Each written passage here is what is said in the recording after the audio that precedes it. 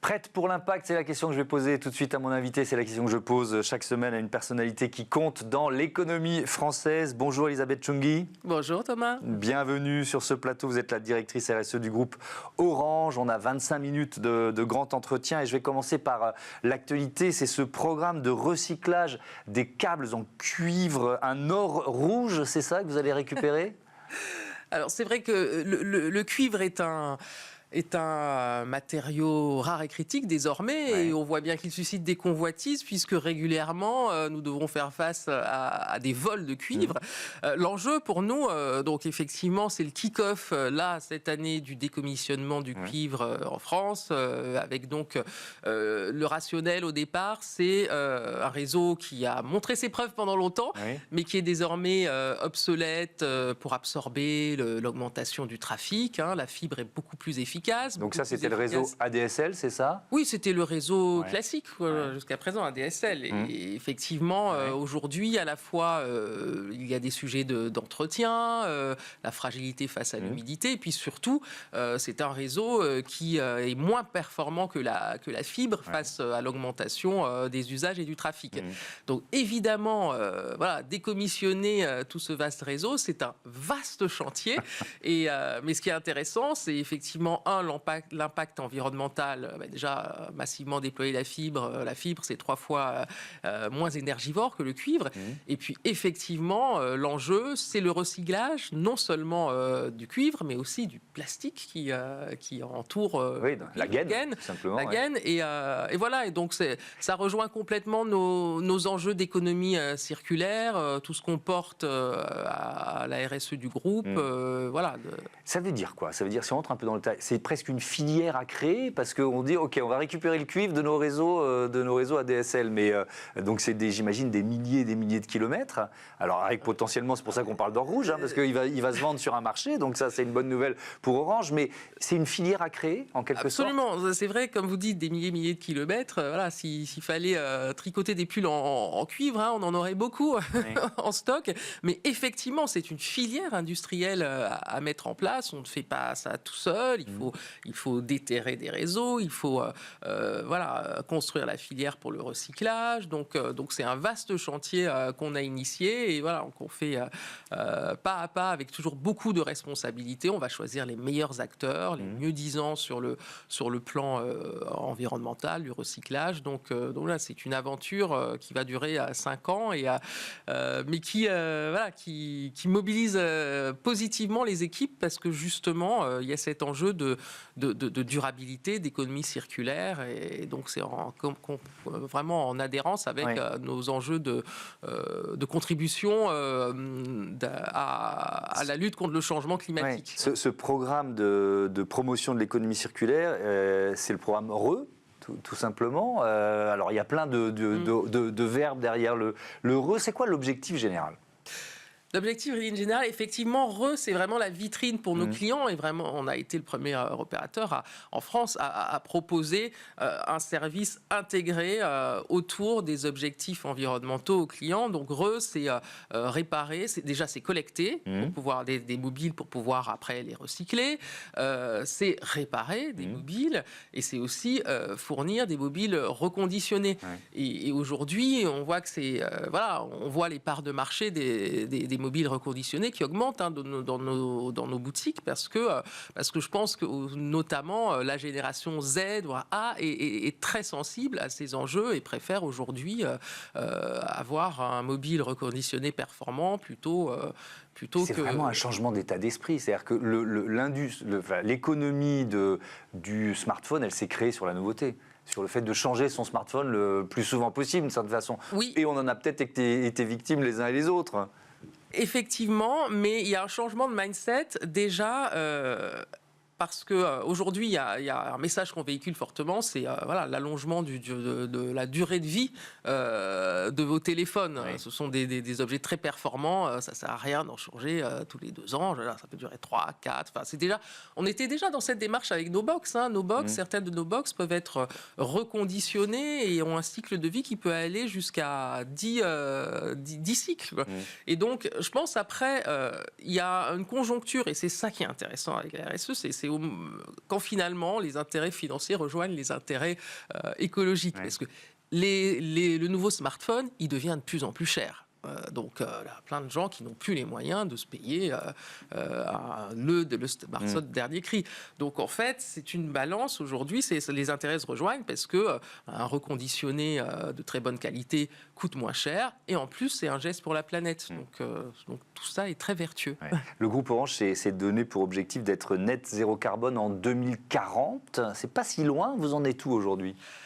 Alors on est content parce que on a pris des objectifs ambitieux, mais c'est notre responsabilité. Des objectifs qui ont été validés par la Science Based Target Initiative, qui est vraiment l'organisme international qui vérifie que la trajectoire est cohérente avec des points de passage, parce que sinon c'est du greenwashing et on ne nous tamponne pas. Et il n'y a pas beaucoup d'opérateurs qui sont validés SBTi sur tout le périmètre du groupe. Puis France, Europe, Afrique, avec des enjeux différents. Et donc, on en est où ? Alors, au départ, et moi, c'est ce que j'adore, j'adore dans mon métier, c'est qu'au départ, on me dit, oh là, mais ça va être impossible, moins 30% en 2025, scope 1 et 2, ça va pas être possible. Sur le scope 1 et 2, les objectifs ont été atteints déjà l'année dernière. Donc, ça veut dire que c'est possible. Le gros enjeu aujourd'hui, c'est ce qu'on appelle le scope 3, c'est-à-dire toutes les émissions carbone de toute la chaîne de valeur, clients, fournisseurs. Et aujourd'hui, on sait que c'est vraiment les fournisseurs. C'est les équipements réseau, c'est le matériel qu'on achète pour le réseau, c'est donc c'est les minerais, c'est tout ce qui est dans la fabrication des réseaux qui servent notre connectivité. Donc là, le levier, il est plus difficile à activer. Ça veut dire quoi ? Ça veut dire que vous mettez la pression, vous co-construisez avec eux, vous renoncez à certains partenariats, c'est des choix difficiles ? Alors, la première étape, c'est évidemment d'engager nos fournisseurs. Et donc, on a lancé un programme Partner to Net Zero Carbone, là, cette année, en 2024, avec l'idée d'engager l'écosystème et, dans un premier temps, dans des contrats de progrès. Donc, par exemple, on a signé un MOU avec Cisco au Mobile World Congress à Barcelone l'année dernière. Et donc, on est vraiment... on n'est pas encore dans une démarche coercitive, mais parce qu'après, c'est du fonctionnement intelligent, puisqu'on est tous le scope de chacun. Nous, on est les clients de nos fournisseurs, donc on fait aussi partie de leur scope 3. Donc, il y a vraiment un intérêt aujourd'hui à co-construire avec la filière. Donc là, on se focalise sur nos plus gros fournisseurs et voilà, il y a beaucoup de mobilisation sur toute la chaîne. Donc c'est difficile, mais c'est positif. Il y a une dynamique, en tout cas. En 5 ans, la quantité de données transitant par les réseaux des opérateurs télécoms, elle a été multipliée par 10 dans le monde. C'est ce à quoi on assiste notamment, ce n'est pas la seule explication, mais nous, dans nos usages, c'est toujours plus de vidéos qui font tourner toujours plus de serveurs, qui consomment toujours plus d'électricité. Est-ce qu'on n'est pas dans une spirale infernale quand même ? Il faut répondre à une demande, et d'ailleurs, pour revenir au cuivre, heureusement qu'on avec Orange avait déployé massivement la fibre au moment du confinement, parce que tout le trafic en télétravail, etc., ça aurait été compliqué, juste avec du cuivre. Donc il faut juste agir de manière intelligente et à plusieurs niveaux. C'est vrai que le trafic et les usages augmentent, donc comment on peut agir ? Déjà en fabriquant, en mettant en place des équipements beaucoup plus intelligents, des réseaux, donc on peut faire d'ailleurs appel à l'IA pour faire de la veille, pour développer ce qu'on appelle des green features et donc calibrer pour que nos réseaux soient les moins énergivores possibles. Ça, c'était l'objet de notre programme Green ITN qu'on continue de développer. Et puis après, je pense que, et c'est aussi le rôle d'une entreprise comme Orange, il faut aussi responsabiliser sur les usages. Calculer l'empreinte carbone de nos usages, c'est possible. En France, aujourd'hui, on sait, dans notre offre, on sait, chaque client peut avoir accès à son empreinte carbone. Puis aussi, c'est sensibiliser. C'est des gestes tout simples parfois. C'est vous regardez d'une vidéo en streaming chez vous. Branchez-vous sur le Wi-Fi plutôt que de le regarder sur votre téléphone, sur le réseau mobile, parce que le Wi-Fi est moins énergivore. Donc voilà, il y a une partie d'éducation. Sur les infrastructures, parce que tout ça, ça aboutit où ? À des data centers qui tournent de plus en plus. Je sais que vous travaillez à réduire l'impact de vos data centers. Comment ? Effectivement, l'enjeu des data centers est important et va l'être de plus en plus avec l'IA d'ailleurs. Donc nous, ce qu'on développe, c'est ce qu'on appelle des systèmes de free cooling, avec c'est architecturalement intégré, de la ventilation naturelle pour ne pas avoir à utiliser des énormes climatiseurs pour nos data centers. Donc c'est vraiment une démarche dans laquelle on est engagé depuis déjà quelques années. On en a un pas très loin en Normandie, à Val-de-Reuil, on en a d'autres. Donc voilà, ça nous oblige à être créatifs, cet enjeu de décarbonation. Et donc forcément, qui dit créativité, dit passion et responsabilité aussi. Alors il y a un autre levier, c'est l'origine de l'électricité que vous consommez. Alors moi, ce que je trouve intéressant, c'est que je pense que 95% des invités que je reçois dans cette émission nous disent « Ah ben on se fournit en électricité renouvelable, en énergie renouvelable ». Bon, génial, mais sauf qu'il doit y avoir une concurrence et une demande difficile à fournir. Voilà, est-ce que vous êtes en bagarre pour trouver les bons fournisseurs d'énergie renouvelable ? Est-ce que vous en avez assez, quoi ? La question, elle est simple. On en a assez, mais vous avez raison, c'est une bagarre parce que, effectivement, face à la demande, l'offre, faut faire coïncider. Et donc, on a dû faire monter en compétence nos équipes qui négocient les achats d'énergie renouvelable. Parce que ça vous coûte plus cher ?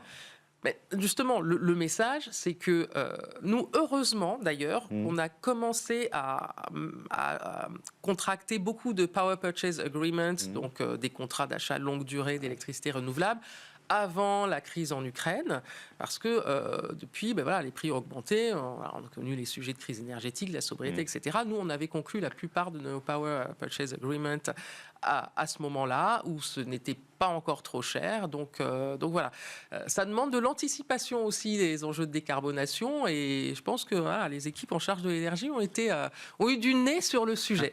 Quelques chiffres clés sur le groupe Orange.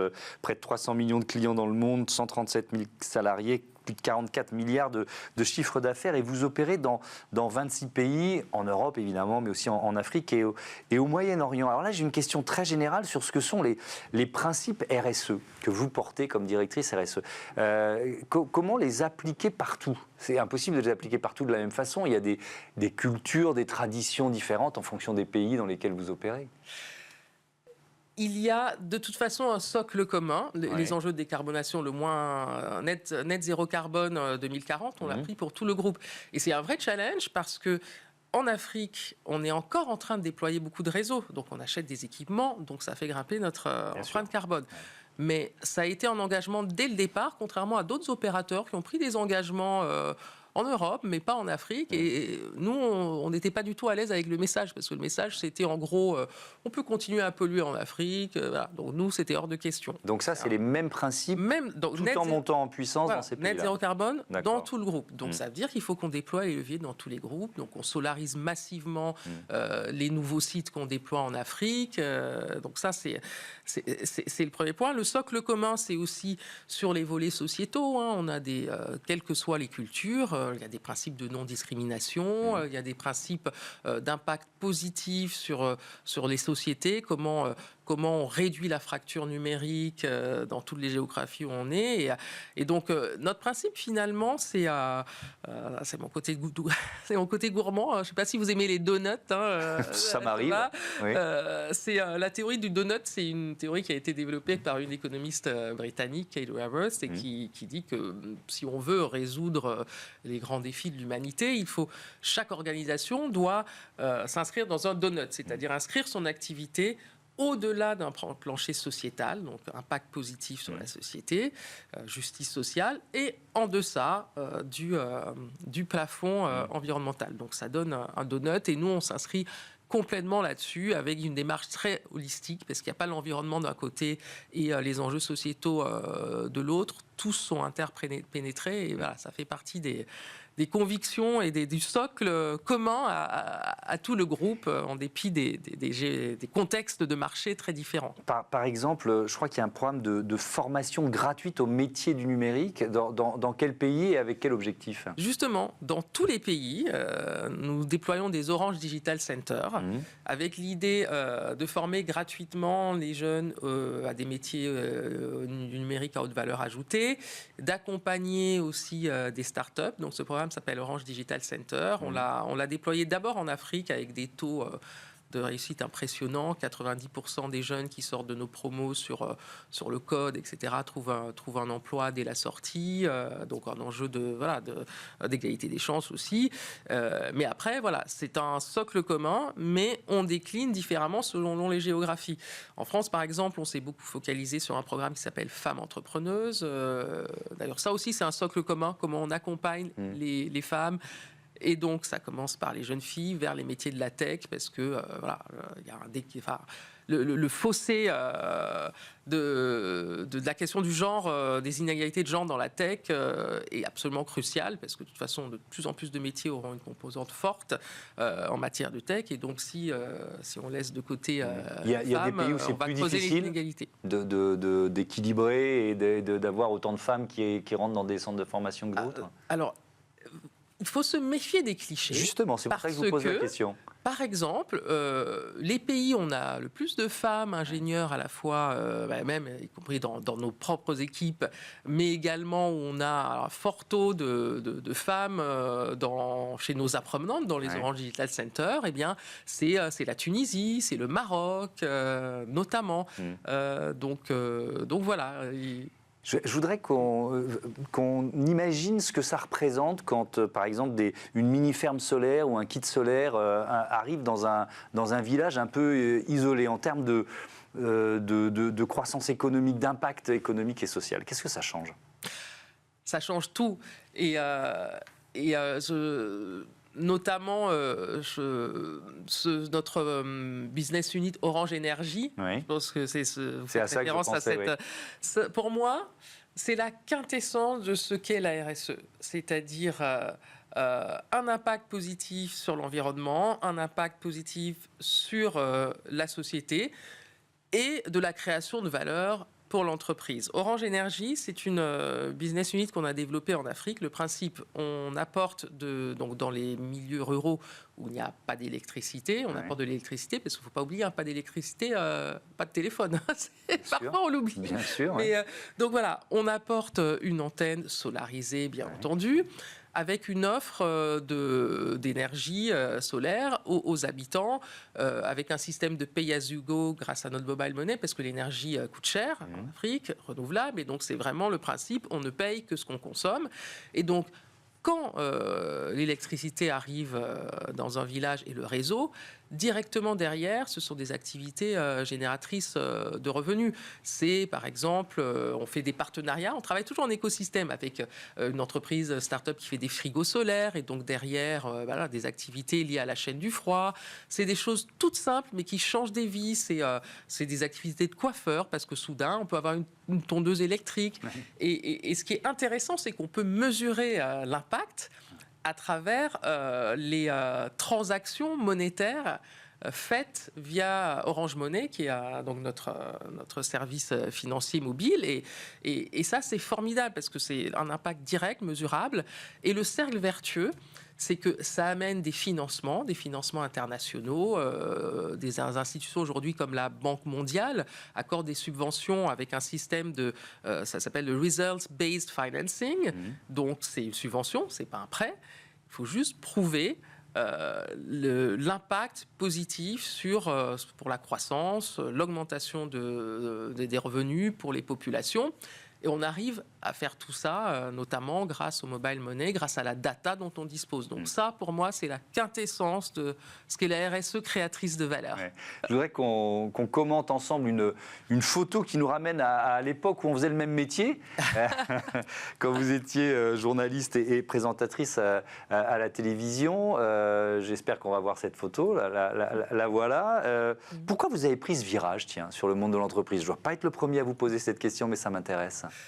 J'avais choisi les médias pour la capacité d'influence, pour la capacité de faire bouger les lignes sur des sujets qui me sont chers, l'égalité de genre, les sujets de diversité socio-culturelle, la solidarité internationale, le climat déjà. J'étais très mobilisée quand j'étais administratrice d'Action contre la faim, parce qu'on voyait bien comment augmenter le nombre de bénéficiaires victimes du changement climatique. très engagée aussi sur le sujet de l'inclusion de personnes en situation de handicap, puisque j'ai un fils qui a un trouble du spectre autistique. Et donc, il y a un moment, je me suis dit, l'influence, c'est super et c'est hyper important, et ça doit être conjugué à l'action. Et vraiment, avec une conviction profonde, et on le voit de plus en plus, qu'à l'ère où le politique, voilà, comment dire... Le geste que vous faites est le bon, et fluctuant, voilà. On va dire ça comme Merci, ça. Voilà. C'est bien. Body language, vous avez tout compris. Oui. Finalement, les grands groupes internationaux ont une capacité d'action concrète extrêmement puissante. Et avec des engagements, eux, qui ne fluctuent pas, parce que justement, quand on prend des engagements en termes de responsabilité sociétale, on doit les suivre, c'est de plus en plus réglementé, et tant mieux, parce que ça nous aide à asseoir nos positions et à en faire, in fine, un avantage compétitif. Donc voilà, c'est vraiment mon moteur, c'est l'action. De l'influence à l'action. Vous avez beaucoup milité quand vous étiez journaliste, vous l'avez dit, pour l'égalité femmes-hommes. Vous le faites toujours aujourd'hui ? Et comment ? Je le fais, et c'est surtout aujourd'hui, j'ai la chance d'avoir pour patronne une des rares femmes patronnes du CAC 40. J'allais vous poser la question parce que notre rubrique, alors vous êtes là et on est super contents, mais c'est plutôt des CEO qui viennent dans la rubrique Prêt pour l'impact, et il y a très peu de femmes, hein, si on regarde dans le CAC 40, et puis même si on élargit au SBF 120, il n'y en a pas beaucoup. Oui, et donc il n'y en a pas beaucoup, et il faut qu'il y en ait plus, parce qu'on voit l'importance des rôles modèles déjà, parce qu'on voit bien dans l'entreprise les sujets d'autocensure, des sujets, toujours ces sujets d'équilibre vie privée, vie professionnelle, dans certaines entreprises, pas chez Orange, mais c'est forcément la réunion à 19h du soir, voilà, où en fait, les femmes vont chercher les enfants à la crèche.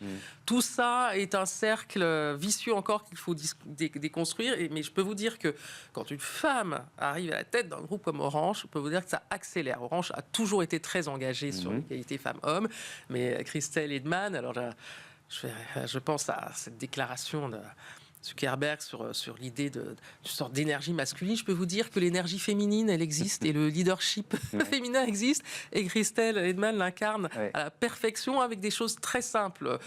Sur les nominations de postes de cadres dirigeants, s'il n'y a pas de femmes dans la shortlist, vous êtes prié d'aller revoir votre copie et vous allez en chercher. Donc c'est un exemple, mais encore une fois, tout ça est très systémique, et ça commence, cet engagement sur l'égalité femmes-hommes, ça commence par un engagement écosystémique dès le collège, et j'ai la chance aujourd'hui d'être présidente de Capital Filles. Alors c'est quoi Capital Filles ? Capital Filles, alors c'est une association formidable, c'est une association de mentorat qui a été fondée par Orange il y a une dizaine d'années avec d'autres entreprises, des grands groupes, L'Oréal, Engie, Sanofi, avec l'idée de mettre en relation des marraines salariées de ces entreprises avec des filleuls des quartiers prioritaires de la ville ou de milieux ruraux, parce que c'est un double plafond de verre, celui du genre, celui de l'origine, du contexte géographique, du contexte social, et c'est vraiment l'idée de dire tout est possible.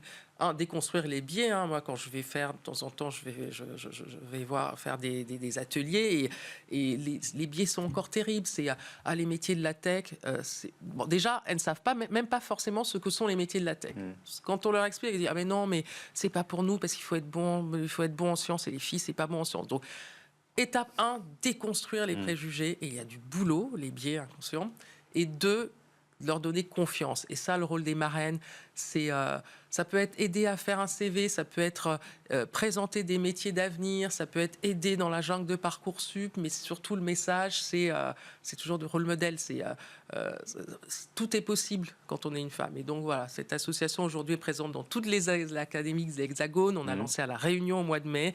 Et c'est un continuum vraiment sur ce sujet d'engagement pour l'égalité de genre. Ouais. Alors on l'a dit, il n'y a pas suffisamment de femmes au poste de CIO, mais si on regarde les conseils d'administration, on est à 46% de femmes dans les conseils d'administration dans les entreprises du SBF 120. Et alors on a dit que la politique pouvait être parfois fluctuante. Là, on va plutôt dire que ça prouve l'efficacité de certaines lois. Sans la loi Copé-Zimmermann de 2011, on n'en serait pas là. Donc ça veut dire qu'il faut aussi l'aiguillon réglementaire pour faire bouger les mentalités ? Oui, il faut des quotas quand c'est nécessaire. C'est effectivement le sens de la loi Copé-Zimmermann. Sans ces quotas, les choses n'auraient pas bougé. Hein. Et donc là, maintenant, c'est la loi Rixin. Et ça aussi, c'est une très bonne nouvelle parce que voilà, les entreprises vont devoir s'engager fortement. Nous, on est tranquille sur nos objectifs de féminisation de nos instances dirigeantes chez Orange. Mais voilà, il faut pas hésiter à aller sur des quotas, sur des sujets de justice sociale. Merci beaucoup, Elisabeth Chungui, et à bientôt sur Be Smart for Change. On passe tout de suite à notre rubrique Startup.